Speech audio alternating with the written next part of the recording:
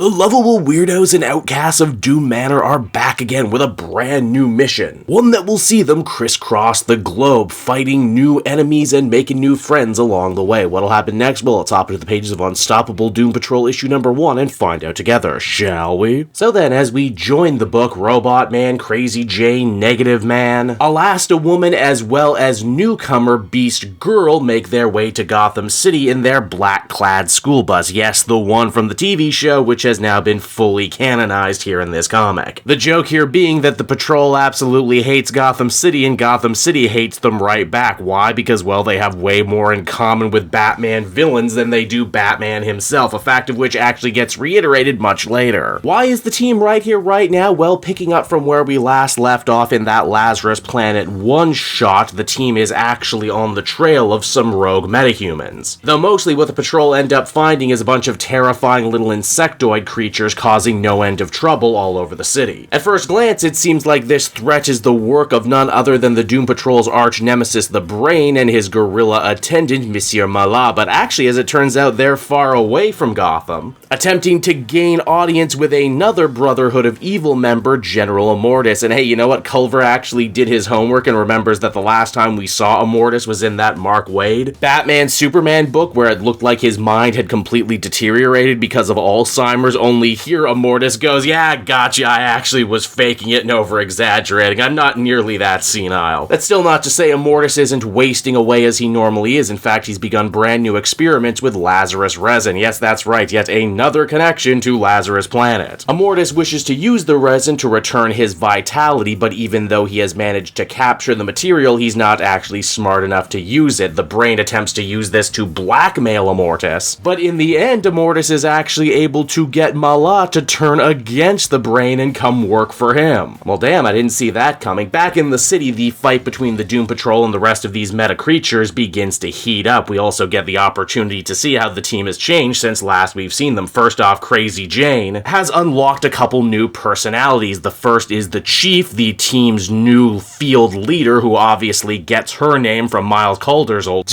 code name of the same. Beast Girl can actually affect people's fight or flight response by activating the lizard part of their brain. And then we have the second new Jane personality, Shy, a Cyclops woman who can actually look into your mind and read your memories. She does this on a member of a paramilitary group that's also been called in to deal with the meta bugs. It turns out these guys call themselves Metagene Inc., and they're also a holdover from the Lazarus Planet event. You see, when those Lazarus rains started falling, a bunch of people were affected. Some got powers and became heroes or villains of their own accord, but most actually became horrifying unchecked monsters. Metagene Inc. instantly started trying to profit off these people, offering them quick cash in exchange for deadly and experimental procedures, mostly to try and turn them into meta weapons that could be sold for top dollar. One of their subjects, Test Subject 99, has gotten loose and is actively dividing into these smaller creatures that are seen all around. Larry Traynor tries to send the negative spirit to go deal with Subject 99, only to discover that this dude is made up of so much negative energy, not even the spirit itself can penetrate his outer shell. Things are getting pretty damn hectic and going from bad to worse, a fact of which is not helped at all by the late appearance of Batman and Robin. The Dark Knight tries to get the Doom Patrol to stand aside so he can arrest Subject 99 and send him off to Arkham Tower for safekeeping. Obviously, the Chief steps on in and has several pieces of her mind she wants to give to Batman and the greater superhero community. For starters, when has Arkham Asylum ever helped anyone with their mental health? And don't say Star Labs is any better, cause it's not. Metahumans in the DC universe have always had to fend for themselves lest fall through the cracks. Batman tries to say that the Justice League is made up of lots of different superpowered individuals, only to be reminded, yeah, most of them were born that way. Atlanteans, Amazonians, Kryptonians. Hell, the only real metahuman of the frontline Justice League team is actually the Flash. In fact, this is the whole reason the Doom Patrol is right here, right now. It's all part of their brand new mission statement to help and rehabilitate wayward metahumans before they become just another statistic. After all, who could better understand what they're going through than the Doom Patrol themselves, a fact of which Robotman is actually ready to put to the test when he puts himself between Subject 99 and the rest of the city. Cliff says he's been exactly where this big rampaging guy is right now, overcome with anger, overcome with emotion, filled with meanness and just wanting to lash out at the rest of the world so he can feel feel something at all. That is, of course, until Robotman found the Doom Patrol people who were willing to take him in, accept him, help him. The world might be doomed, but that still doesn't mean we shouldn't be kind to one another, and Robotman hopes that Subject 99 will let them be kind to him. And eventually this guy's anger does dissipate, and we see his true form is actually a big, gross, purple potato-looking man. This dude also clearly has a long way to go too in the personality department, as he says if it means looking like this or looking like the big craggy monster, he's always gonna choose monster form. Ultimately, Batman does decide to let the Chief and the Doom Patrol leave with Subject 99, but he vows that he's going to be watching them. And you know what? He's not the only one watching them either. You'll remember back in that Lazarus Planet one-shot, the Doom Patrol had actually run afoul of a US military general. Well, it seems that this guy got so pissed off he ran to Peacemaker, of all people, who it would seem is now actively trying to discredit and undermine the Doom Patrol using the means of espionage, but more on that next time. And so that was Unstoppable Doom Patrol issue number 1, everybody, and I gotta say, I really like what Culver and company are doing on this one. They really try and give you the most bang for your buck by putting as much Doom Patrol stuff in here as possible. We got classic comic stuff, we got stuff from the TV show, and we got brand new original Doom Patrol stuff too, meaning that there's something here that should please probably any fan. I dig the Doom Patrol having a more proactive mission statement. It makes this book feel like much more of a traditional superhero story and a little less of a mind-bendy acid trip, which Doom Patrol certainly has been in the past, and I'm sure this series will also pay homage to that stuff too. What I'm really shocked about is all the connective tissue this series has. To Lazarus Planet, to Peacemaker, to Batman, Superman. It didn't have to do any of that stuff, but I really appreciate this book laying down the gauntlet and saying, yes, this is where we exist in the greater DC universe. Come hang out with us, why don't you? Overall, I feel comfortable giving this one a 7.5 out of 10. I didn't know going in if I was going to be keeping up with this series, as Doom Patrol books have a real bad habit of getting canceled before their time in the last couple decades. But I think there should be just enough here to keep me coming back, and I know the run is going to be short anyway at only 7, so I think this one is going to be a really good time for those who are willing to invest right here, right now at the beginning.